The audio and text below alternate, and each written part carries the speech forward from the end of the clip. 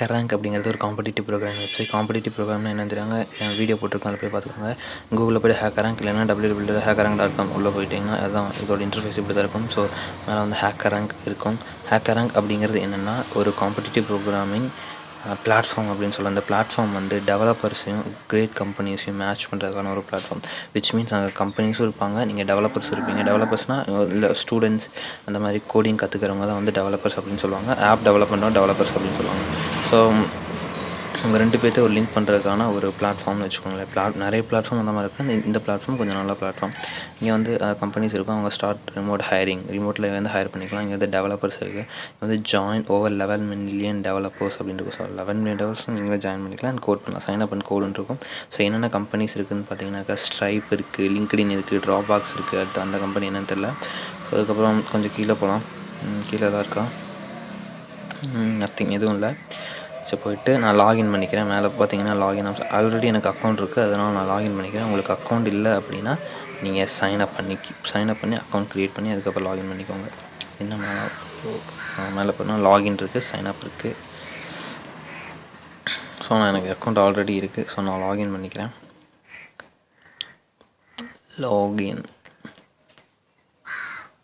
Login பண்ணால் இதை login page. இங்கே வந்து கம்பெனிஸ்க்கு தனியாக லாகின்ஸ் இருக்குது, டெவலப்பர்ஸ்க்கு தனியாக லாகின் இருக்கும். ஸோ நான் வந்து டெவலப்பர்ஸ் தான், டெவலப்பர் லாகினை வந்து கிளிக் பண்ணிக்கிறேன். டெவலப்பர் லாகின் கிளிக் பண்ணால் இந்த மாதிரி தான் வரும். ஸோ லாகின் வந்து நான் என்னோடய யூசர் நேம் பாஸ்வேர்டு நான் ஆல்ரெடி அக்கௌண்ட் வச்சுருக்கனால என் யூசர் நேம் பாஸ்வேர்டை போட்டு நான் வந்து லாகின் பண்ணிக்கிறேன்.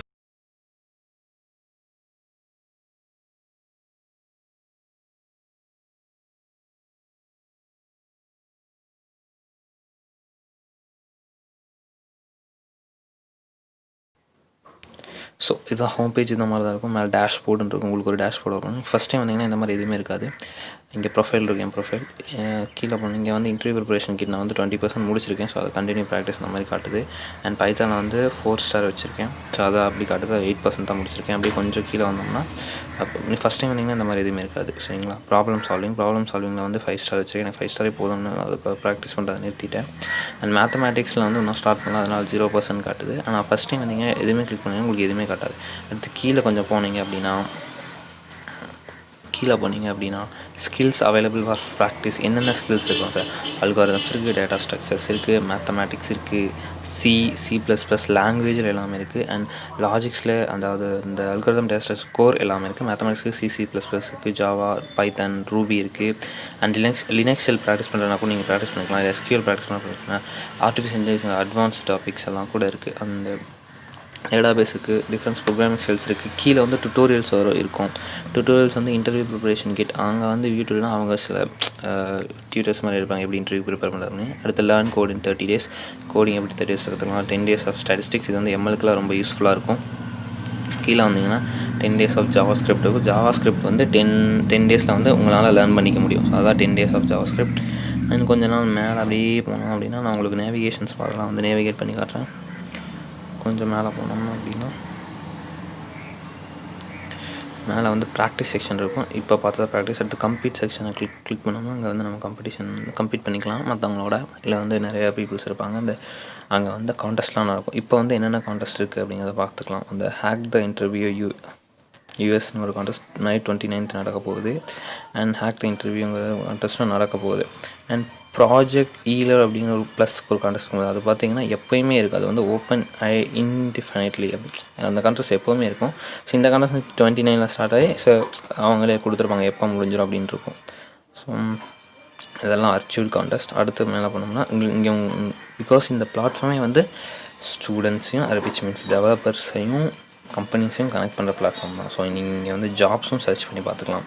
ஜாப்ஸில் போய் உங்கள் ரோல் என்னன்னு போட்டுட்டு உங்கள் லொக்கேஷன் போட்டுட்டு சர்ச் பண்ணிங்கன்னா இவங்க என்னென்ன ஜாப்ஸ் ஹோஸ்ட் பண்ணிக்கோங்களோ அந்த ஜாப்ஸ் எல்லாம் வரும். இப்போதைக்கு இவ்வளோ ஜாப்ஸ் இருக்குது. இங்கே இன்னும் நிறைய கம்பெனிஸ் இருக்குது, பார்ப்போம்.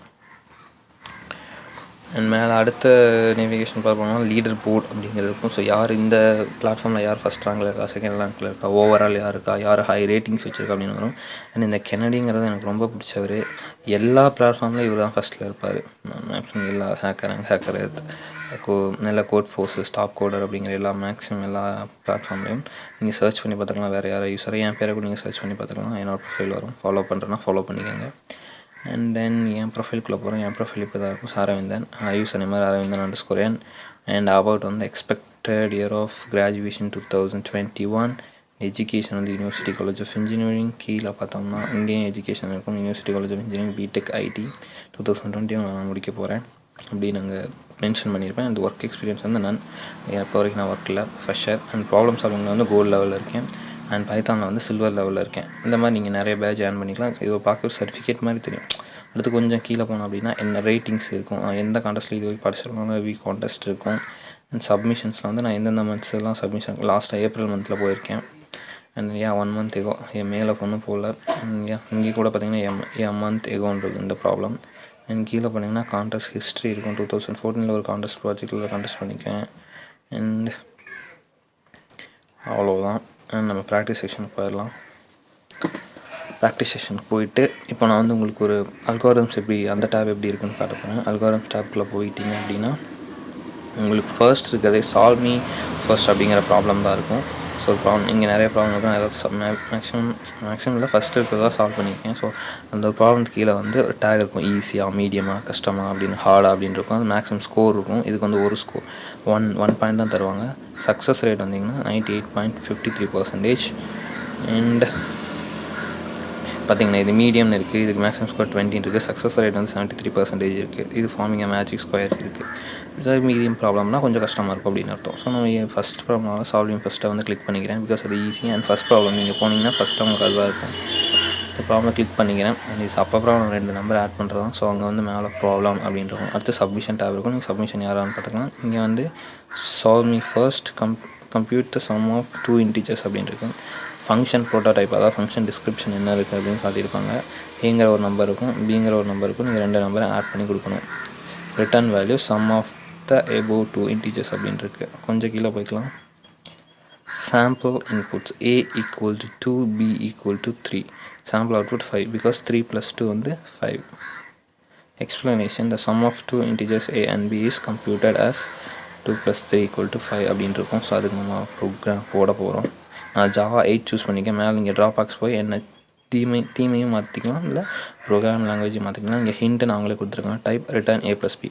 அது a + b ரிட்டர்ன் a + bனா அது a ரிட்டர்ன் பண்ணிடும். ஸோ அந்த பிலோவை நான் எடுத்துக்கிறேன். கிளியர் பண்ணிவிட்டு இந்த கமெண்ட்டை வந்து அன்கமெண்ட் பண்ணிடுறேன். அண்ட் ரிட்டர்ன் a + b இப்படியும் நீங்கள் பண்ணுறதுனா பண்ணிக்கலாம். இல்லைனா ரிட்டர்ன் a + b நான் கமெண்ட் பண்ணிவிட்டு மீண்டும் நான் ஒரு புது வேரியபிள் க்ரியேட் பண்ணுறேன்.